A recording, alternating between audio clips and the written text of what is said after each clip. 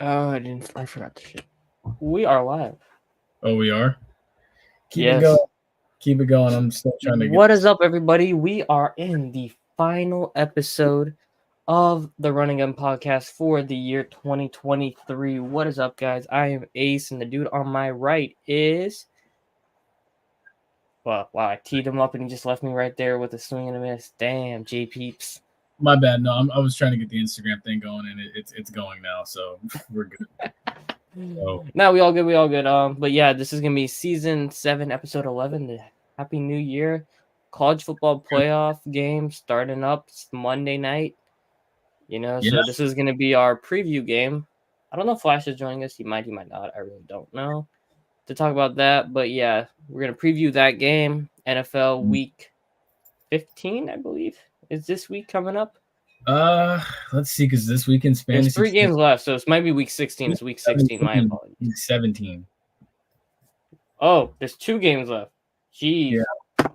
Dang. All right. Mhm. Anyway, Let's get nitty this gritty. week is gonna be pretty much the game that decides the NFC South, hopefully. And I need an absolute blowout from the team in red, just because priorities, I love as how J Peeps like, has known all year.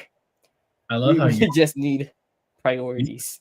I love how you've gone from like I can't wait to beat the crap out of Tampa Bay to I need the Bucks to win this game because I'm so upset. Like I just love how we've come a long way since COVID. I'll say that. My, how the tables have turned. I know That is a phrase I've been using a lot, but yeah, my we've how come the a tables have long. turned on me. But oh well. You know what? I really don't care, bro. After this week, I Mhm. just feel even more convinced on what that franchise is doing is not working, and it's not the answer. So yeah, they're not going nowhere until they make a change. Good for Baker Mayfield. I think Dave Canales is his name, right? The Bucks OC. Honestly, I can honestly tell you he's matured a lot. But we're gonna talk about it on the other side of the intro. We'll talk Yeah, well, we'll talk about all that stuff. Be a friend, tell a friend, like, share, subscribe. Yeah, so NFL, college football, main 2 things we're gonna talk about this week. HBCU football is pretty much done, but we can talk about some transfer stuff got a on the couple other of side. bowl type games too as well. Oh yeah, Oh, roll yeah. the intro. Here we go.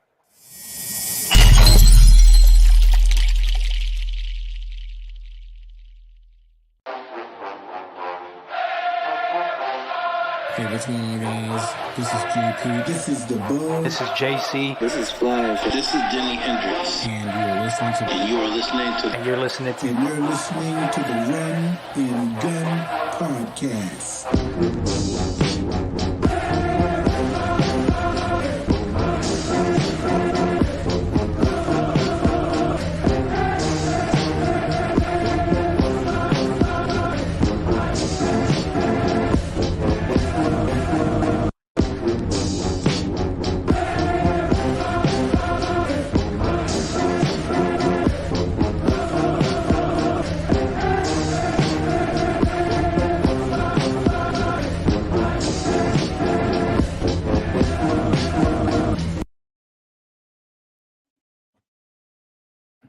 So let's go ahead and dive right on into it.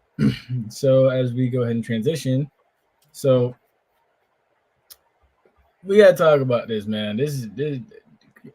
Season ain't even ended yet, and dude, Coach Devin Rispris has already been in his freaking bag, just working. Mm-hmm. Like I'm gonna run through this list for you. Like just Daniel Richardson, 3-star quarterback out of Florida Atlantic. Sage Enos, who committed literally not even 24 hours after the Celebration Bowl. 3-star tight end from Tallahassee, transfers in from Clemson. Amari Johnson, 3-star wide receiver from UCF. Davion Walker, 3-star wide receiver from Vanderbilt. Acion Ace Cobb. Actually, it's ironic, huh? Okay, that went over Ace's head. All right. Acion Ace Cobb, 3-star wide receiver out of Florida Atlantic. I know what you did there, but I'm just not gonna let you interrupt. Oh, okay. I didn't want to interrupt, but you wanted to mention it. Got it. No, I interrupted. Got it. Also, Jalen Smith, 3-star wide receiver. He actually committed back during in the middle of the season earlier. 3-star wide receiver, JUCO from Tallahassee. Montra Edwards, 3-star defensive tackle from JUCO route, and then also to a 5-star Demorie Tate, defensive back from Florida State.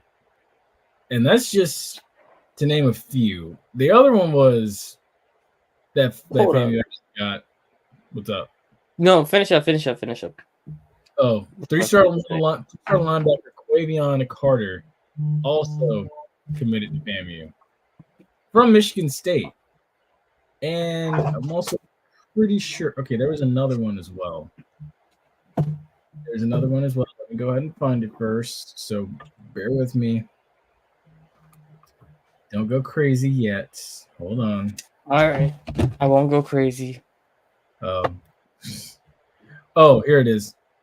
4-star offensive lineman Quayshawn Sapp from Florida State also committed to FAMU. So that's, if my math is right, what, 3 guys from FSU they stole? Or 4? Pretty sure that's 3, right? It was 1, Demorie Tate, and Quayshawn. Oh, it was only 2? Yeah, it was only 2. I would have sworn in the first set of people you said there was an FSU guy in there somewhere, so I thought it was 3. I thought there was 3, I'm pretty sure. I thought there was. Dang, that's a good haul, though. My bad. Rodney Hill. That was the other one. Yeah, but I'm pretty sure I heard 3 names there, but that's a good haul for FAMU from the transfer portal. Stealing 2 guys from across the rails, man, across the tracks. Like, geez, that is a haul, dude. My thing is, I'm like, man, if you thought 2023 was something, 2024 is gonna be crazy. And the other thing, too, I got to show respect to is Bethune-Cookman, actually, they made some moves in recruiting, too, that have been very impressive. Very exceptional from all season. They got a couple 4-star. They got a kid that was a 4-star out of, oh, my gosh, where did he come from? They got a kid that was a 4-star out of one of the Pac-12 schools, out of Arizona State. I was very impressed. Yeah, that means I can't make fun of them all season this time coming around. Hey, I mean, honestly, dude, look, at the end of the day, with all these recruits, the main thing is still the main thing, in my opinion. You have to do something with it when you get it on campus. You still have to do something with it. Oh, yeah, here it is. Cal 4-star defensive back, Raymond Woody III, who is, I'm sure, the son of head coach Raymond Woody Jr., has committed to Bethune-Cookman, so he'll be joining his dad. So it'll be another father-son duo. And then also, 2 former 4-star defensive back Sean Russ Jr. committed to Bethune as well. So yeah, you have a couple. Bethune's gonna get some. Bethune's is not dead. Let's say that. Oh no, not at all. Not by any stretch. They're back on the rise. We'll see. Again, like I said, you still got to do something. It's kind of like how was it Alabama A&M last season? Remember they brought in all those guys and they didn't do squat. Yeah, I think it was Alabama. Yeah, you're right. And they didn't do squat, which was hilarious. But yeah. Hey, sometimes, dude, it comes down to the system, how you evaluate. It's literally, I hate to compare, but it's like the NFL. You have to know what to do when you get the guys on campus. You have to know how to evaluate those guys before you get them on campus, and you have to know how to develop them. You have to know what works to their strengths, what doesn't, and multiple other factors at that. So it's like you can get all these bells and whistles and stuff, and you can drive look. You can't drive a Ferrari, or you can't drive a Rolls Royce, or you can't get a Rolls Royce if you don't know how to drive it. I would have just said you can't get a supercar unless you know how to drive a manual, but okay. There you go. That works too. But yeah, so, point still stands. Yeah. But yeah. So, and the other thing too is, while we keep this thing rolling, this is something that's also going on. They have yet to make a move. Look, Andre Johnson said he wanted. Ed Reed said he wanted. You had Fred McNair. I don't know what Texas Southern doing, man. They had him right in the bag. They had Fred McNair right in the bag, and they said people up top said nah. Then he had Andre Johnson, who literally said he wanted the job. You ain't give it to him. Then you had Ed Reed, who said, "Hey, I'll take it too." Ain't give it to him. So Honestly, I don't I think have no idea what they doing. They're gonna just f around the entire time, and then it's gonna come time for spring, and they're gonna just hire some nobody. I think that honestly, I don't think Ed Reed is gonna end up coaching in the HBCU realm. I don't see it. Not after the whole debacle with Bethune. I don't think he's gonna get hired in the HBCU world. I could see maybe somewhere else, Group of Five, maybe, or another FCS program, maybe. But I just don't. I don't see it happening in the world of HBCU football. The funniest part was what happened in Bethune wasn't even his fault. That was Bethune being a disaster. So I don't know. Hey, everybody's got their own little take of that. I've said what I had to say before Classic and before the season started. Hey, everybody's got their own little piece of it. Mm-hmm. So moving on. Yes. Storyline next season. Let's see. I would definitely see how FAMU defends their titles and be one of them. Yes, I agree with that. They're going to be the hunted, not Jackson State, in the SWAC. And, that's not an easy thing for teams. They got to know how to deal with the pressure that comes with being the top dog now. Mm-hmm. How to hold on to it. I agree with that. You have because now it's going to be, again, like you said, FAMU's the hunter or the hunted, not the hunter anymore. Even though the last 3 years they're 22-2 in this conference and they have the best overall record, but it's like as far as player development and again still recruiting at a high level, it's like I do expect FAMU to be right there at the top of the mountain when next season gets kicked off. Give me 1 sec, dude. I'm trying to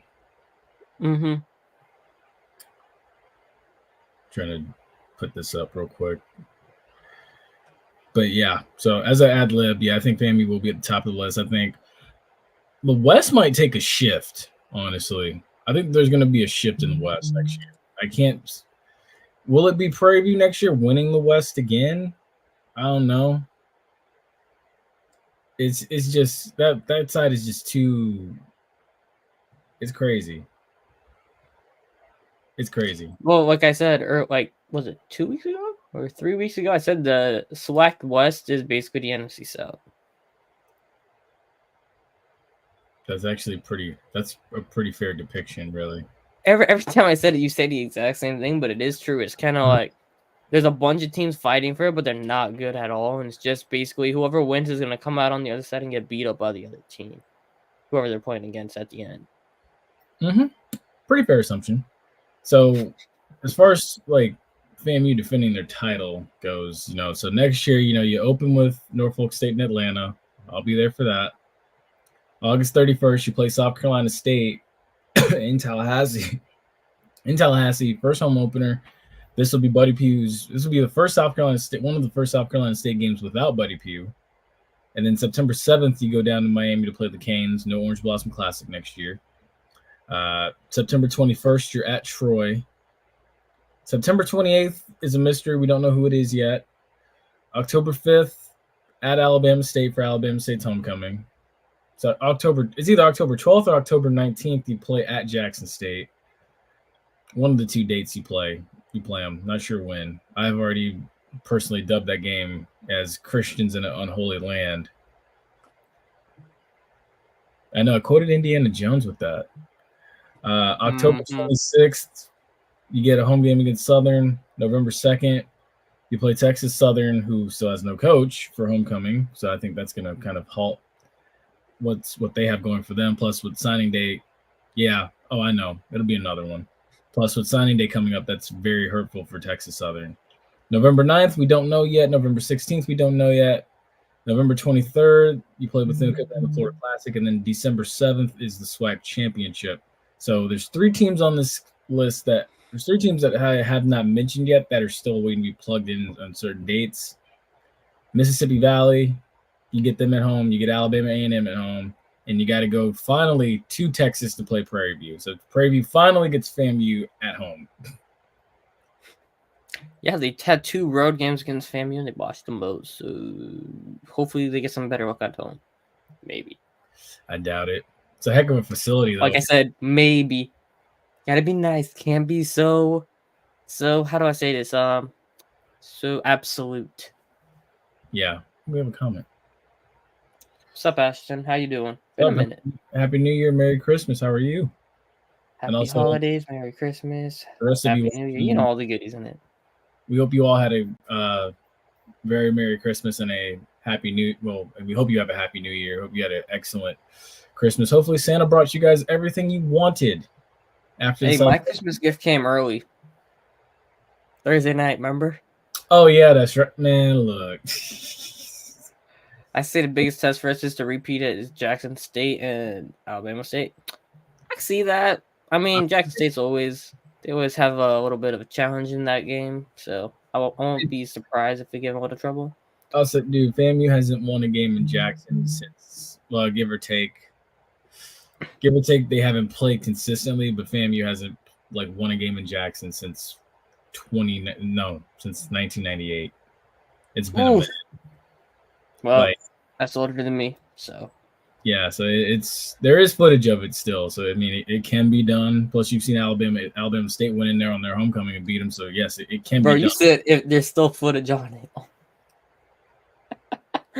Now that you say that, I gotta think of. I'm like, holy crap! There's some teams that have won stuff, like won games and won certain things, and haven't won since before it was on tape. Oh my god! Yeah, I know. Wait till we get to the NFL part of this show. You're gonna really be mind blown. Yeah, the first time the Lions. Yeah. Oh, yeah. The Lions.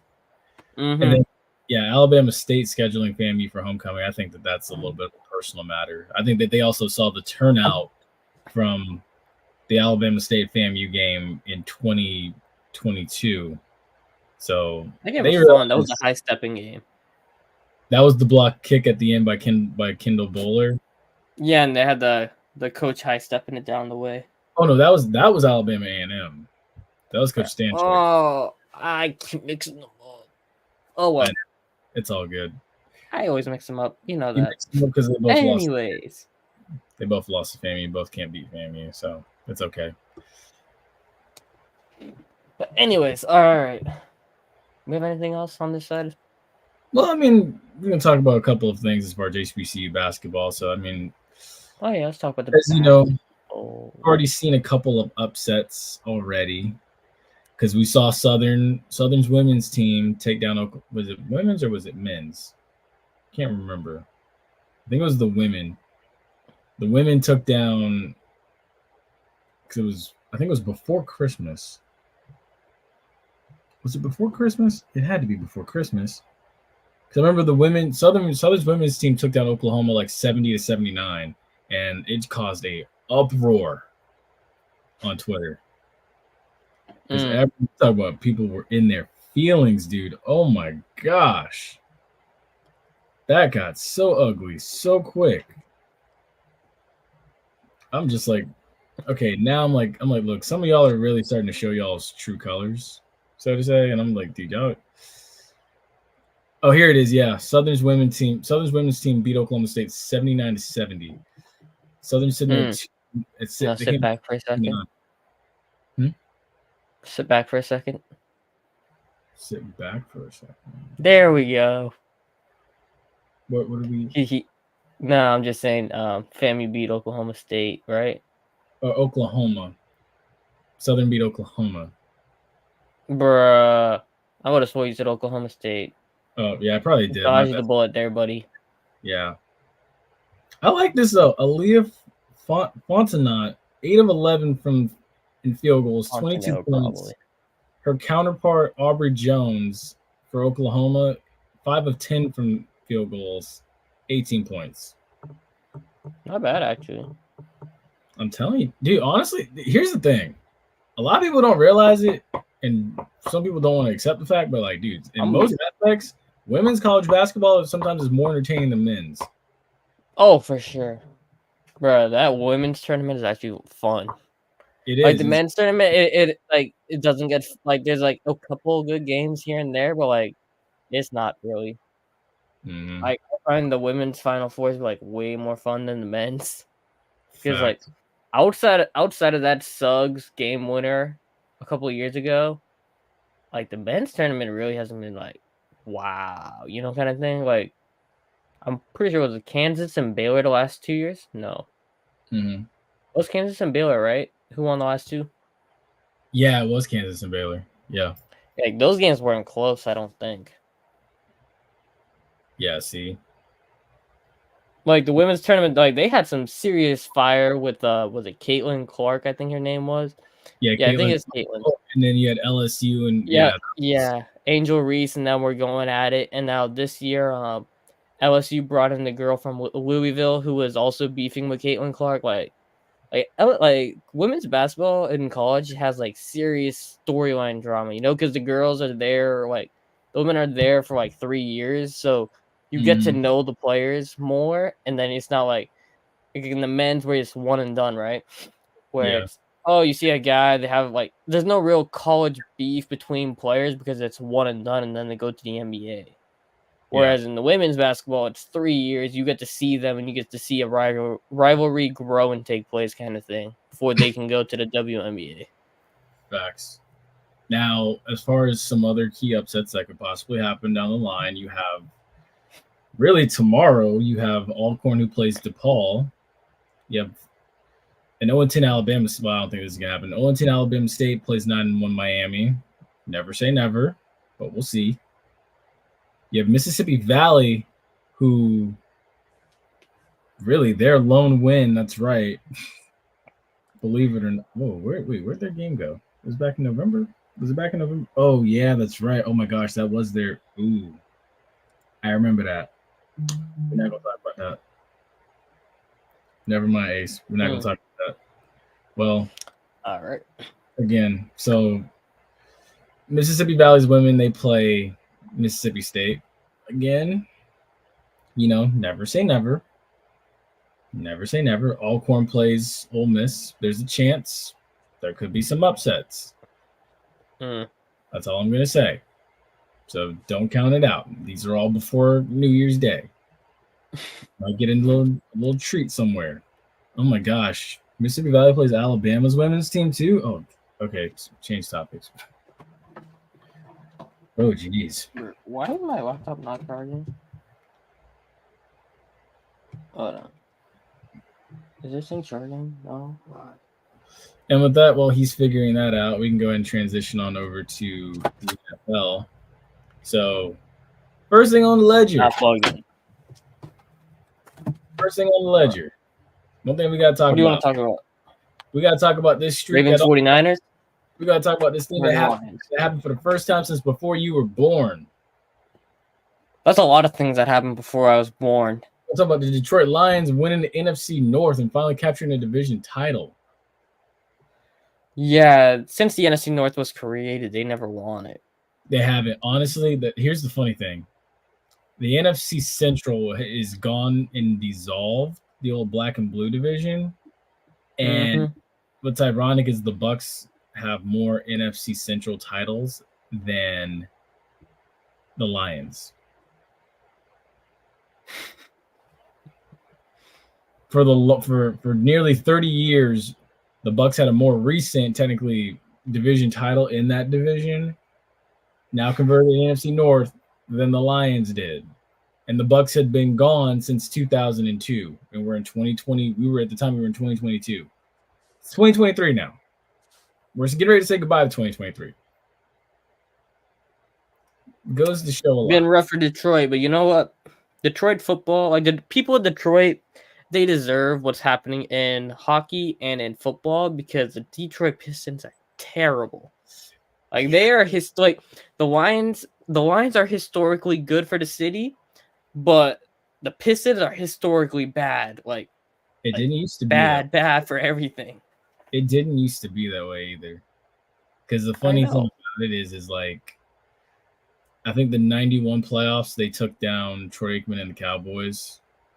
Like, and then a year prior to that, 2 years prior to that, they won the 89 or 88 and 89, or was it 89 and 80?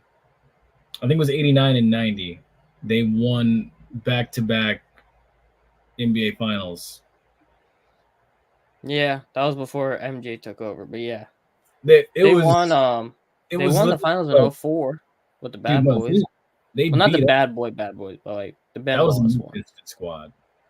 They honestly that 89-90 squad, they beat up MJ. That's how they did it. But besides the fact, Detroit has something to be proud of with the Lions because it definitely ain't the Pistons right now. And this is impressive. I was actually talking to somebody about it Tuesday. Somebody mentioned to me, if there's gonna someone told me they were like, I feel like this is gonna be a Super Bowl where we're gonna see two teams that have never played in it before. Hey, that's good for the league, to be honest. They need a new team to actually win it. Yeah, or it might be a situation where it might be two teams that are going to play in it that we've never won, that we haven't seen in a while. So, for instance, like someone even mentioned too, the possibility of what if we get a Dolphins Lions Super Bowl? What if we get a Bills Lions Super Bowl? If we get a Bills Lions Super Bowl, somebody has Bills ain't making no big Bills, bro. Like, I'm gonna be real. I don't think the Bills are gonna make it with Josh Allen at this point. I don't know. I just feel like Josh Allen is a modern day Philip Rivers, except he's mobile. You know what's crazy about it is just like he wears 17 just like him and everything too. No, like he is this generation Philip Rivers. What I mean, like he's not. He's gonna be like really good, have all the stats, all the numbers, be in like top 5 quarterback, top 7 quarterback, generally top 5 quarterback every year. It's just his team never makes it to the Super Bowl. Like he gets close a couple times in the playoffs, he just never makes it. I don't know. I just feel like that's what Josh Allen is, and I'm gonna say this today and watch the Bills make it to the Super Bowl this year. Now that I said, hey, that's how it unfolds, dude. But I wouldn't doubt it. Now the other thing too is this right here.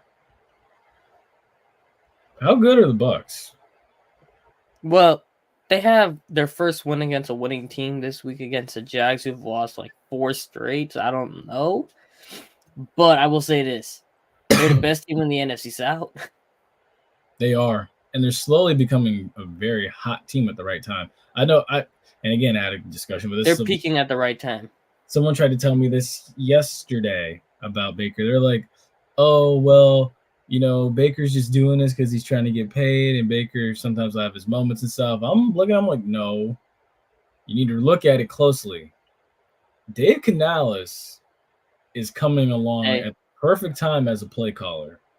Hey, he can come be the Saints' new head coach. Yeah, I don't think. Come on, buddy.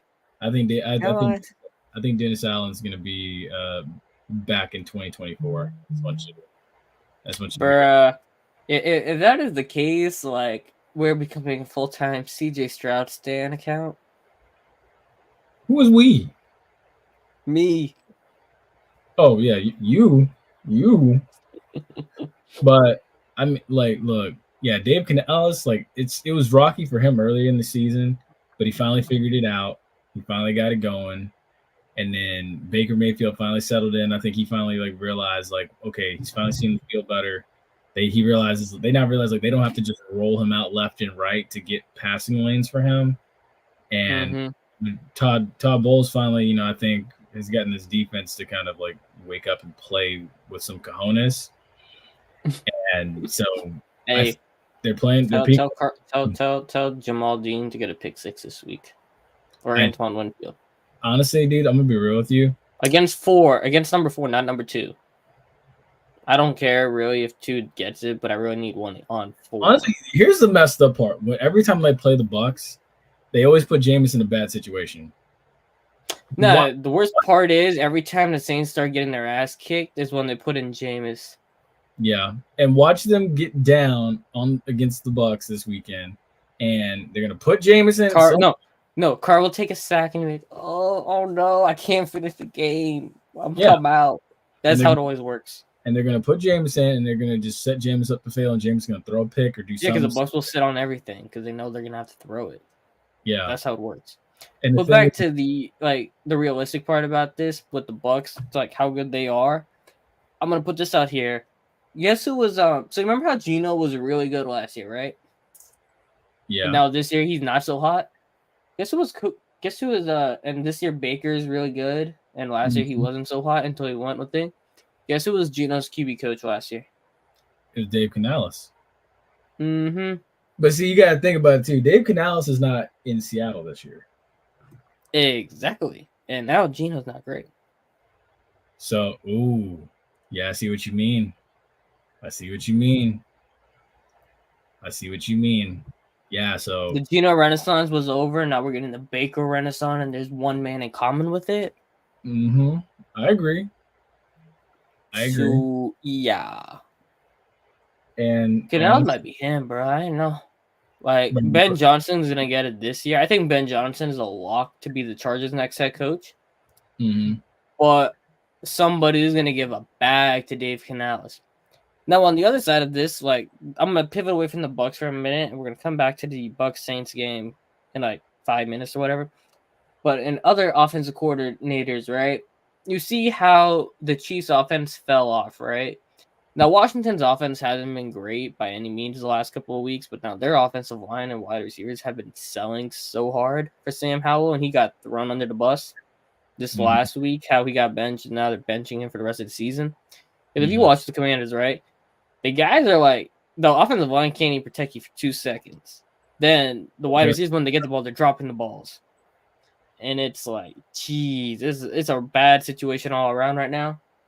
But, like, you look at the Chiefs now, right? Compared to what they were last year to this year, there is no big difference besides Juju Smith-Schuster and Rashee Rice is having pretty much the same impact individually that Juju was having last year, right? I still say this. Now, Kelsey aged a bit, so I ain't gonna say it's all on that. But the Chiefs play calling and the Chiefs offensive scheme as a whole, with Matt Nagy as the main guy and not Eric Bieniemy, it's been quite, how do I say this, dramatic or drastic? Like, it's been noticeable. I will say that. Like, what Matt Nagy has done to this Chiefs offense should be a fireable and arrestable, like a arrestable offense, you know, like criminally charged type thing. I said it on Christmas when I was having Christmas dinner. I say it now. People don't realize that Bieniemy and Tyreek were the glue. Bieniemy and Tyreek were the glue. And someone even mentioned it too, that like Mahomes right now is going through what Lamar went through to start his career. What do you mean by that? As far as like the inconsistency with the weapons. All right, I can see that. You know, Lamar now with Todd Monken, like, Todd Monken is cooking right now. And you can see Todd Monken's lack of impact in Georgia this last year in college football. But Monken, the last couple weeks, like, he hasn't been the greatest against bad teams, but when the games matter, Todd Monken, like, his play calling has been perfect. And although Lamar makes plays happen by himself, but where Monken puts the wide receivers, he's getting the best out of Zay Flowers right now as a rookie. You lost Mark Andrews, and you put Isaiah Likely in a position to succeed. You're getting stuff out of a two-time torn ACL Odell Beckham. Yeah. Which is really unheard of for a guy. And he also had a significant ankle injury earlier in his career. You're still getting good big plays from him.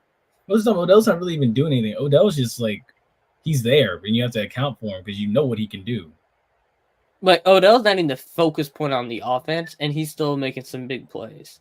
Exactly. That's why he's going to sit. He's just like chilling as a third wheel right now between Flowers and Likely. Like, those two are the top guys. That's why. And Odell's just taking in the leftovers, and he's feasting on it. That's why he's sitting the bench for me in fantasy. That's exactly why. Bruh, don't speak of fantasy in that league. That league wasn't fun this year. Man, look. Bruh, I felt bad for Flash. Flash was watching that game, and he got hoed when you came in garbage time and got those 100 yards, and then he got the 10-point bonus and lost by 4. I was like, bro, that was that was me. I would be like cussing I would be so mad. Because I was sitting there, I was like, dang, I buried Chad. And I was like, okay. I'm to the point now where I'm like, who am I playing next week? That's all I was doing. I was just making reservations for who I'm playing next week. I'm like, it's either going to be Flash or it's going to be Homegirl. And bro, I didn't even know. Let me check this last week. I didn't even see how bad you buried Chad. I wasn't even paying attention on that. It was like week. 199 to like 140. Bruh, next year we're gonna just do with no bonus points. I want to see what happens. All right, week 16. All right. It was funny. Yeah, Flash lost by 4 points. You won by 50. Jalen Hurts carried you, and George Pickens. Dude, George Pickens went stupid. He went, bro. Yeah, you won because of George Pickens, but like, Chad should have started Stafford. Stafford went crazy. Honestly, he wouldn't even have won. No, he still wouldn't have won. Because you had the Ravens defense sitting. Yeah, I know. And they play Miami this week, and I'm probably going to sit him again. Bro, imagine if you played Purdy instead of Jalen Hurts. That would have been funny.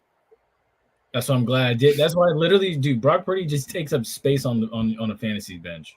Literally. I would never start Brock Purdy in the fantasy. I've honestly, I got to a point mid-season where I was considering dropping him for Baker. I picked up Baker. Baker been solid. You want to give him up? I can't complain. You want to go ahead and just give him up? You're not going to start him next week anyway. You got Jalen. You will be fine. Who do the Eagles play next week? Not the Cowboys. Not the Cowboys. And it's not the Commanders. No, they're playing I'll tell you right now. Cardinals. Oh yeah, I'm gonna start Jalen. Yeah, you got Jalen against Lamar, Ezekiel Elliott, bro. If Ramondre Stevenson didn't get hurt, or this person wouldn't have won the league. I wouldn't have made it the championship. Because Zeke's been going stupid the last 2 weeks with Nakua. But yeah, like if Ramondre didn't get hurt, Zeke wouldn't have been able to take over this person bench. Like Nakua is her bread and butter. If Nakua doesn't have a good game, Nakua saved her, bro. Yeah, every game, every single time is how she got in the playoffs. Every time. But enough of fantasy. Let's go ahead and talk about it. All right, back to football. Will the Jags fall out of the playoff? I think the Texans win that division. It depends for honestly how fast they get CJ Stroud back. Stroud practicing this week. I think Stroud's playing this week. Oh well, then they need him. They need him. Mm-hmm. No, the Jag. It's gonna be between the Jags and the Colts on who gets the wild card. Because I do think the Texans are gonna win the division. But like when you look at the last 2 games for the Colts, right? The Colts got the Raiders and Texans. So that Week 18 game against the Texans is probably deciding the AFC South. Most likely. Because when you look at the week schedule, right? You have the Jaguars who have the Panthers. Jaguars probably winning that, although the Panthers, they might screw around somehow. I would say never say never. It. Never say never. Never say never on a given Sunday. Mm-hmm. Like literally, we just watched the Raiders win back-to-back weeks. Like we thought they were dead, and now they're the thick of the AFC West. And if the Chiefs will drop the last 2, and if the Bengals somehow beat the Chiefs this week and the Chiefs lose next week, like the Raiders could win the AFC West somehow. Exactly. And that'd be like if the Raiders won the AFC West, bruh, like let the chaos ensue. That would be hilarious. Like I said, dude, someone told me, man. I feel like this is gonna be a year where you're gonna see 2 teams playing the Super Bowl that you probably have never seen before, or you haven't seen. Titans this week. Texans got the who this week? Titans.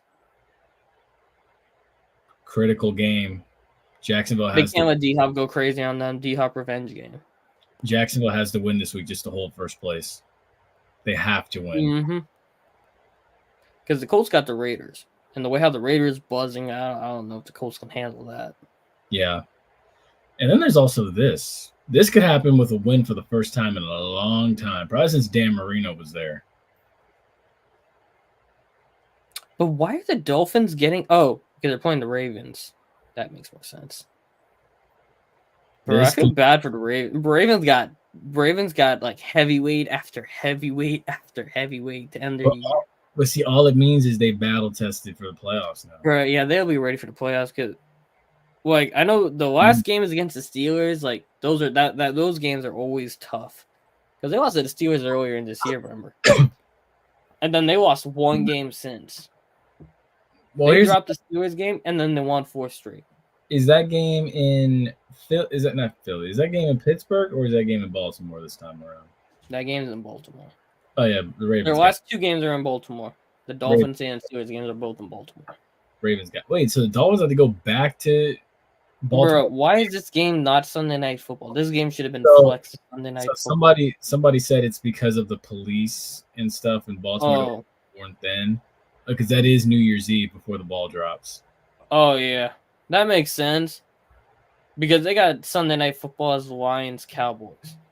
Well, no, that's Saturday Night Football. That's technically Monday night's thing. It's just Monday Night Football can't be Monday Night Football because of the playoff.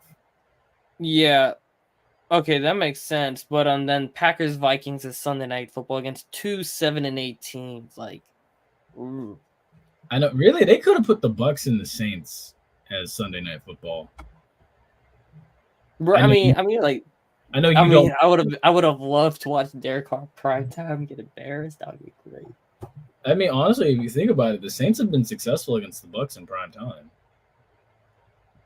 No, last year, remember Mark Ingram ran out of bounds early and lost? Oh yeah, that's right. That was Monday Night Football. Oh my gosh. Yeah, I didn't forgive him after that. I was like, yeah, you need to sit down. I was just thinking about and retire after that shit. I was like, oh my god. Damn. Nobody was in front of him, and he ran out before the first down. Like, what are you doing? Anyway, now to talk about that game, yeah, I hope Carlton Davis plays. I know Olave was limited this week. He's not playing. I don't think he's gonna play. I hope Olave doesn't play because he's gonna make that ankle worse. I don't got to worry about Olave anymore in these damn. Let me stop. This is fantasy. Let me stop. Okay, let me transition now. But I will say Olave had a bum ankle and he had the best game of the season, which was crazy. Like, he was carrying that team because Carr was, oh my god, every time I think about that was terrible. But I mean, it wasn't terrible because the Rams won, and I mean, outside of garbage time, he was terrible. So like, win-win for me. Mm-hmm. So yeah. But anyways, Baker's been outplaying Carr, so I think Baker's gonna shred up the Saints because like we saw Nakua and Cooper Kupp do it. I think Mike Evans and Chris Godwin are gonna eat because Lattimore's not playing. So yeah, that's gonna be great. Rashad White, I think he'll do decent. He's been cooking the last couple weeks. Well, I know people were saying he was a bum, and all of a sudden he just started to cook, which was hilarious. Dude, it's crazy. He's tied with Warwick Dunn in the franchise's history for like the fastest to like 1,000 yards rushing and 750 yards receiving. And I'm like, what? Good for him. I'm like, dude. He remind me of Le'Veon Bell coming out. So I'm not surprised. His running style, if he gets out in open field, reminds me of Eric Dickerson. No, I said he was Le'Veon, like the way how he waits for his tackles, like the holes in the tackles to open up. Mm-hmm. Like his blocks, his patience was Le'Veon-esque. And then he's also a hybrid receiver running back. But yeah, he's been good. This game, the Saints have no business winning it, but they might F around and win it and just piss me off. Don't say that. Shut up. Don't say that. All right. I don't want to jinx the game, so All right, come on. Keep it going. So, college football. Playoff time. Look. Oh, first, shout out USF for their epic bowl win against Syracuse. That was glorious. Best college football game I've ever seen in my life. By USF. Best college By USF. By USF. Calm down. So, the state of Florida. You know what I meant. No. State of Florida now sitting pretty at, what is it? Because 2-0 in bowl games right now.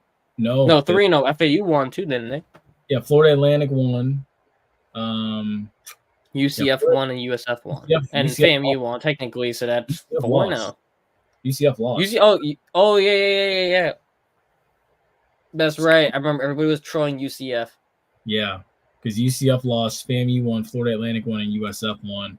So now you're coming up on the last two of the top 2 squads in the state of Florida. Well, historically, 2 of the top 2 squads in the state of Florida. Both of them dropping. Miami and Florida State. Here's the thing. With Miami, it's like if it's not for a championship, if you look at it, Miami typically doesn't win bowl games. Like I said, those 2 are dropping both of the games. So Florida going 3-3 for the bowl games, like that's not bad. It's really not, and that's why I say this. Like, Orange Bowl is looking like a glorified scrimmage with a trophy on the line. Does the trophy matter? I guess the money that you get at the end probably matters. Honestly, I mean, you get a big old trophy full of oranges, like live oranges. Like that's about it. But it's like, come on. Well, I feel bad for Florida State. I really do. It's gonna get ugly. Yeah, I'm gonna watch it, but I'm gonna be watching like with not taking it so personally or literally what I see from either side, because this is pitiful. But I will say this for the main college football time, all right, for the playoffs. I don't know if I'll see a game this year that could top the Ohio State Georgia game from last year. You probably won't. And speaking of that too, but if there was a game that would do it, it might be Michigan, Washington. Not Michigan, Washington, Texas, Washington. My apologies. My brain's a little puzzled. Alabama and Michigan. It might be close, but I mean, from what we've seen from Milroe the last 2-ish games, last 6 quarters of his games, I wouldn't say it should be close. I'm gonna say this for you.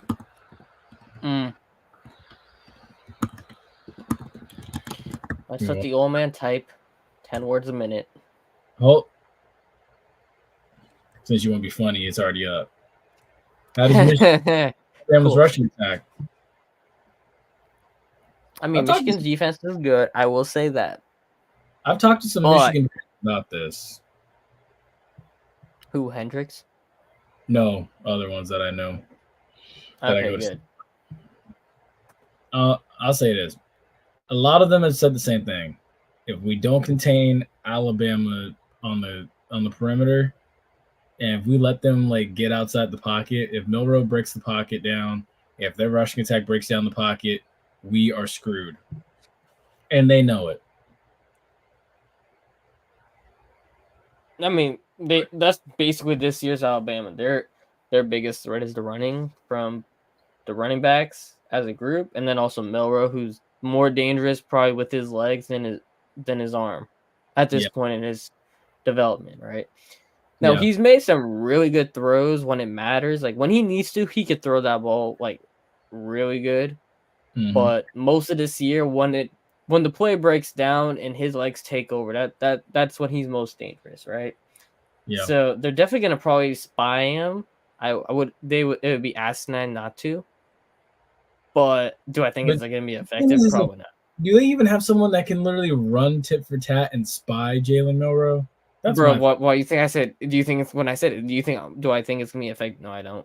I don't think it's gonna help at all. Yeah, me neither.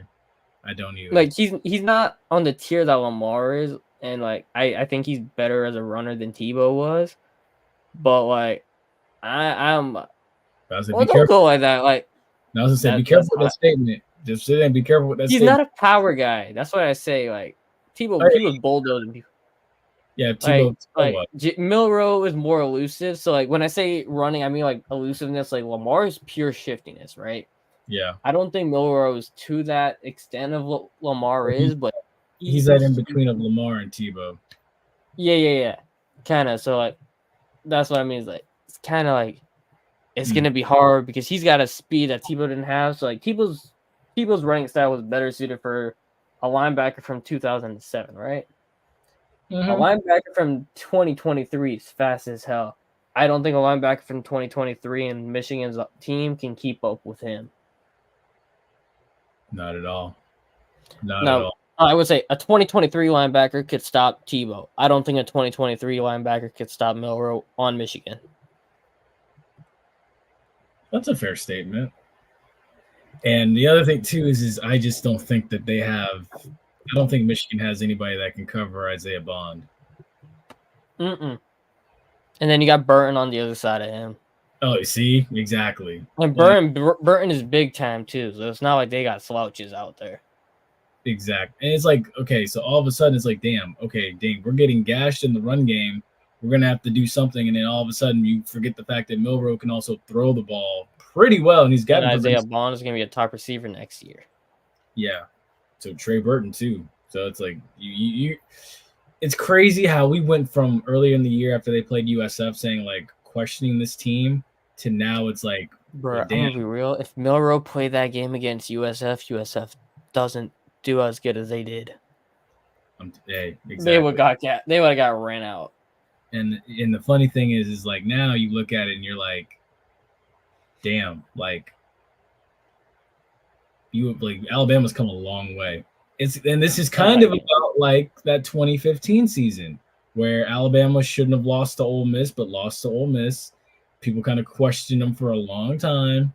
They went off in this year. Yeah, Jay Coker year. They won all the games in the I would say that was better than Coker though. Oh yeah, of course. But the team all around's not as good as that 2015 team though. Oh, not at all. And now you have a dangerous Alabama team once again in the playoff, like you did in 2015. And here we go. And they're pissed off because they haven't won one in a while. Oh, yeah. And no Georgia this year. They're going to eat. Exactly. Now, on the other side, you've got Penix up against this Texas defense. I think it's going to be slice and dice, but on the other side, I think it's also going to be slice and dice on the other end. You know, like I think this game is going to be. How do I say this? It's going to be a 30-30 game. You know what I mean? Like both teams, I think, are going to score over 30. Yeah, I could see that. The thing is too, Washington's defense stopping Quentin Ewers, and honestly, it's like dealing with Texas's offensive front. They did a good job containing Bo Nix, which gives me some hope for Washington. Correct. To deal with Quentin Ewers. Correct. But Quentin Ewers isn't a check down king like how Bo Nix is, so they have to keep an eye out for those wide receivers on the end. Because they got some dogs out there too in Texas. I agree with that as well. That is facts. Actually, let me pull it up real quick. Bruh, if Texas had Bijan this year, oh my god, it would have been so much fun. Oh, dude, if Texas had Bijan Robinson coming into this game, I'm definitely taking Texas. Oh, yeah. That's just... I might actually. I would say probably like 7. Definitely 7-point game. But instead, you have Jonathan Brooks, who has rushed for over 1,000. The running backs in this game are pretty much identical. Dylan Johnson, right? Or Dylan Johnson. Like both have rushed for like almost identical yards. Both have like 10 to 14 touchdown rushes. One has 187 carries, one has 201 carries. That's the only true difference. Like, And then the funny thing is, okay, so Texas, as far as like wide receivers go, A.D. Mitchell and Xavier Worthy. Yeah, dude. See, this is gonna be. Look, every year I reiterate this over and over again. Every year, there's always one playoff game that has fireworks. There's always one playoff game that's a blowout. I think we're looking at the one that has fireworks. Oh yeah, I think this is gonna be the fireworks one. I think the Alabama Michigan one is gonna be a blowout. I think Harbaugh already got to step out the door too. So Yeah, you see, that's the That's other thing too. Which I'm glad you mentioned that because there's also been reports saying that if Harbaugh were to leave to go back to the NFL, Chicago. Brian Kelly has been mentioned as someone that would leave LSU to go to Michigan. Bruh, like somebody, you remember AP, right? Who shows up in our comment section, right? Mhm. AP said the other day, he said it would have been so funny if the Saints hired Harbaugh and Brian Kelly went to Michigan. That'd been like every person in Louisiana's like, "Are you shitting me?" kind of thing. Right. Because remember Harbaugh beat the Saints back in 2011 with the 49ers. Mm-hmm. And some grudges are still held from that. So that would have been funny as hell. Honestly, I can't see him going to New Orleans though. I could see No, I think he's going to Chicago. If he goes to the NFL, it's either LA or Chicago. Yeah. With the Chargers, yeah, I can see it. With the Chargers or with the Bears, it But makes no, sense. I think Ben Johnson wants that Chargers job bad. Yeah, and then the thing is, what's funny is he played for the Bears, so it's like a coming home moment. Caleb Williams made it pretty clear on social media he don't want to go to the Bears. He was liking tweets that said the Bears should take Marvin Harrison Jr. 1 and keep Fields, not take Caleb Williams. I don't think it's happening. I think Caleb is going to be a Bear because I don't think the Panthers are going to win enough games to get out of the first pick. So I agree. I agree with that. And now that Drake May is already it's kind of in the Patriots beat the Broncos this week. It's kind of like Drake May is probably going to the NFC too. So if you put both Caleb Williams and Drake May in the NFC, like the NFC, whose best quarterback is probably going to be either Jalen Hurts or Matthew Stafford. Instantly, one of those two guys might be the best quarterback in the conference in the next year or two. Fair statement. Very fair statement. And because when the Bears trade Fields, which they probably are, I don't think they keep Fields in the conference. I think they might send them out of the conference, most likely. Of course, dude. Yeah, you got to get him out of the division. They're gonna definitely get him out of the division. It'll be more funny, I think, is like somewhere in the back of my mind is like, unless a team in the NFC gives him a god offer, I think they'll be like, yeah, we don't want him. If he breaks out, we don't want to deal with him in our conference. So let's send him to the AFC. And the AFC is already loaded with quarterbacks. So it's kind of like you can see probably a team maybe like the Raiders who are going to be out of position for a top 3 quarterback. But, hey, let me take a chance on Fields. But the Raiders aren't exactly a great franchise right now. So like, where could he even go in the AFC? Not many teams. The team that makes most sense for him is probably Atlanta at this point. Go back home to Georgia. Yeah. But I don't know if that's going to happen. Because when you look at Titans got a quarterback, Texans got a quarterback, Broncos maybe if Sean Payton likes Fields. I don't think he does though, because remember Russell Wilson got benched, so they don't pay him anymore. They're saving him for next season. Season is over.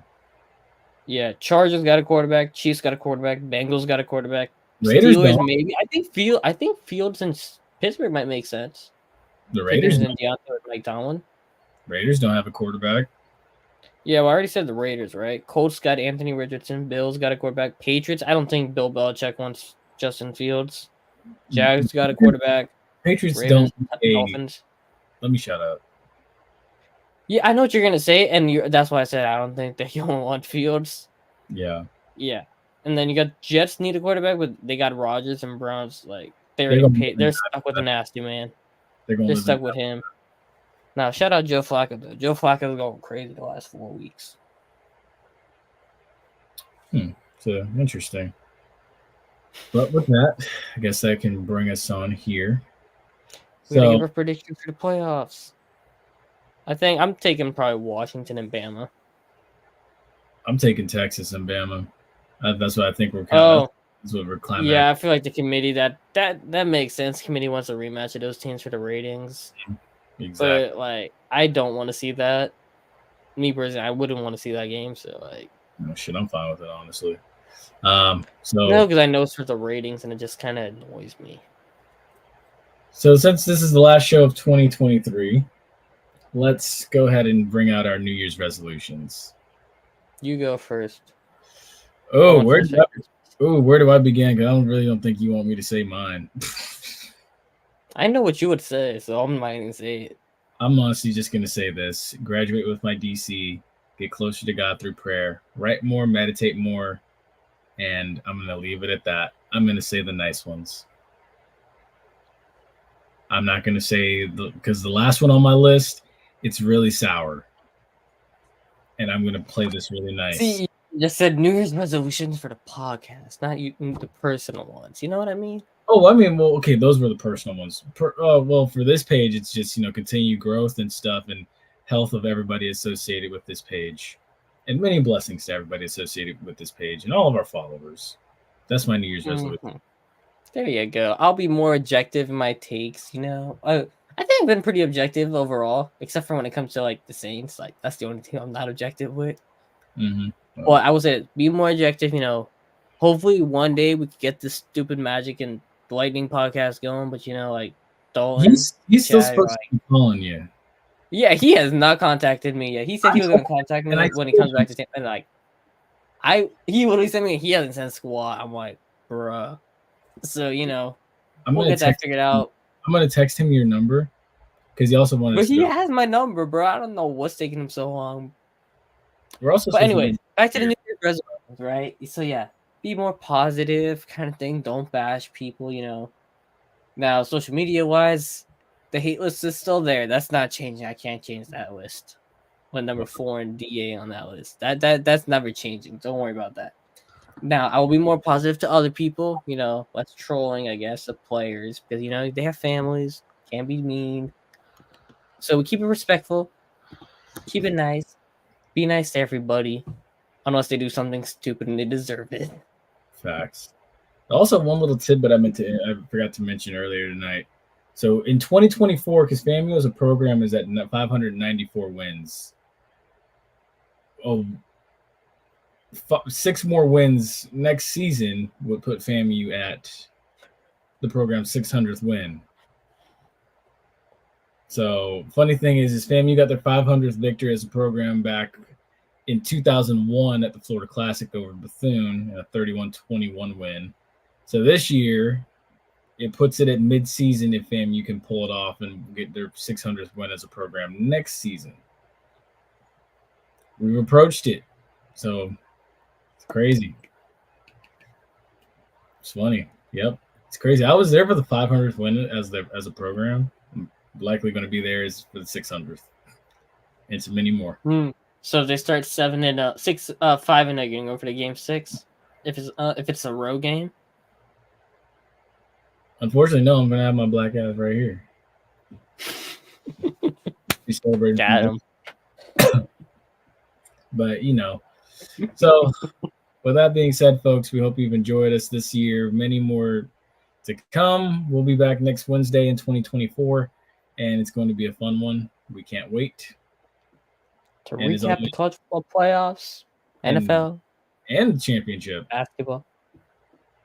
Wait, no, and look forward to the championship. No, we'll preview the championship game. Yeah. So yeah, this was a fun year though. I think we had a lot of blast. We had great guests this year.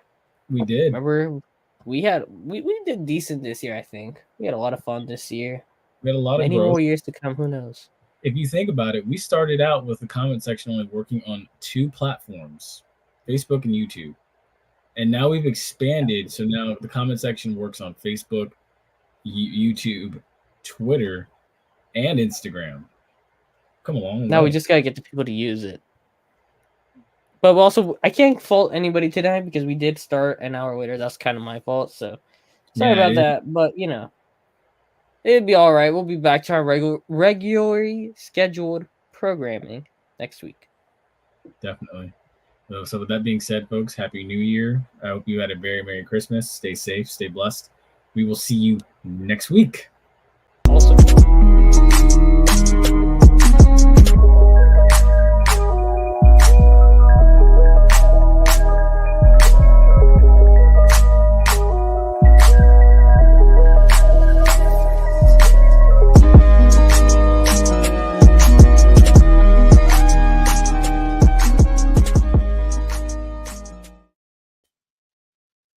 Jeez, go ahead and say it. So we'll have like I was gonna say, if you guys go to New Year's Eve parties, make sure you call AAA or something and don't drive home drunk.